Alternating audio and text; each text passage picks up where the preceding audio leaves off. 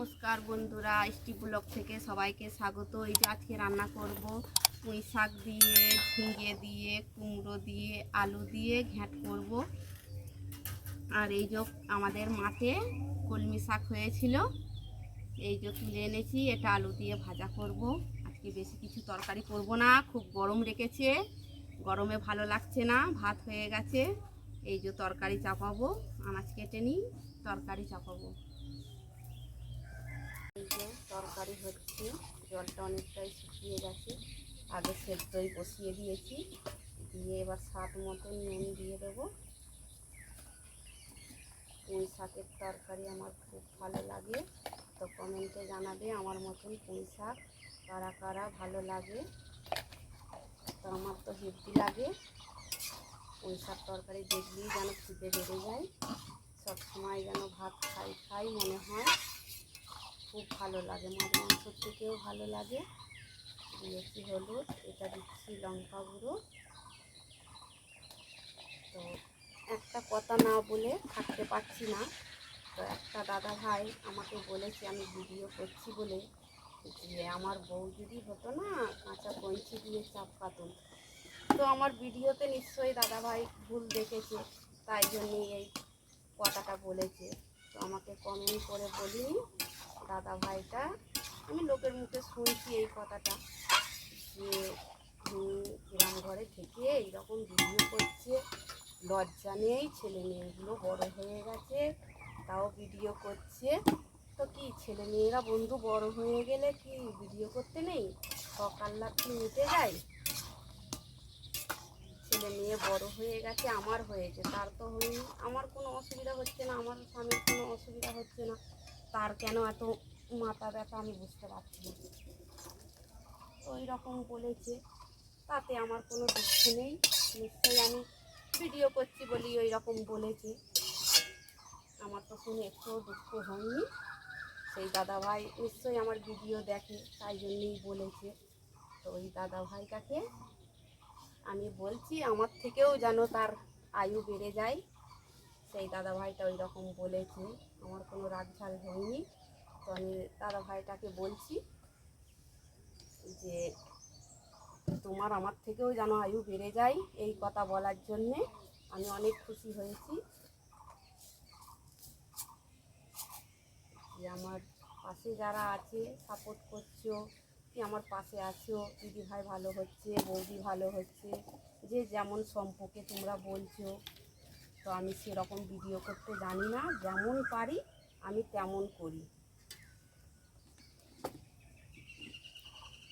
এই যে ফোড়ন দেবো, তেল দিয়েছি, এই যে 5 ফোড়ন দিয়েছি, দুটো দেবো শুকনো লঙ্কা, শুকনো লঙ্কা দিলে খুব ভালো লাগবে ঝাল ঝাল।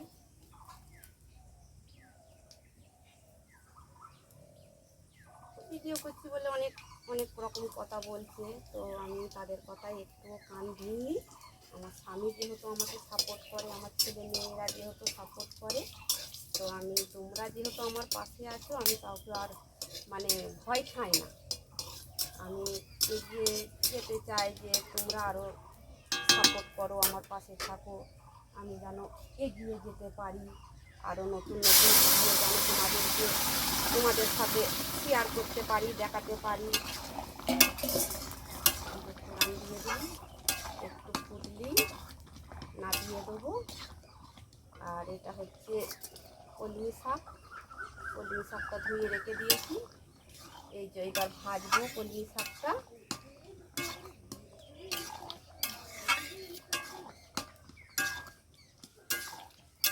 এই যে শাকটা, কলমি শাকটা সেদ্ধ হয়ে গেছে, এই জন্য নাড়িয়ে দিলাম, এইটা ভাজবো। এবার দেবো তেল। তো বন্ধুরা আজকে একটু বেশি কথা বলে ফেললাম, মনে কিছু করো না। এই যে তেল দিলাম, একটু বেশি করে তেল না দিলে শাক ভাজা ভালো লাগবে না। তেলটা গরম হয়ে গেছে, তো দেবো দুটো শুকনো লঙ্কা।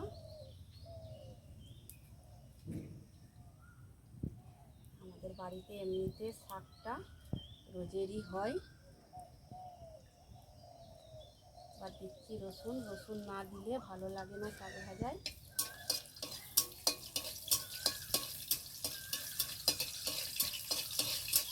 একটু ভাজি, একটু লাল লাল রসুনগুলো হয়ে গেলে এবার শাকটা দেবো। তো আমি বলতে চাই যে সবাই আমাকে এরকম সাপোর্ট করো, আমার পাশে থাকো। তো কমেন্ট করো, শেয়ার করো আমার ভিডিও। এই যে সেদ্ধ হয়ে গেছে কলমি শাকটা। তেল দিয়ে দুটো শুকনো লঙ্কা দিয়েছি আর রসুন দিয়েছি। এই যে এবার ভাজবো। রসুনটা, শাক ভাজাতে রসুন না দিলে ভালো লাগে না, তার সেন্টটাই ভালো লাগে। এই যে লাল লাল হয়ে গেছে। তো এবার দেবো। আজকে একটু বেশি কথা বলে ফেললাম, তো বেশি বক বক না করে শাকটা ভাজবো, তাড়াতাড়ি খাওয়া দাওয়া করবো।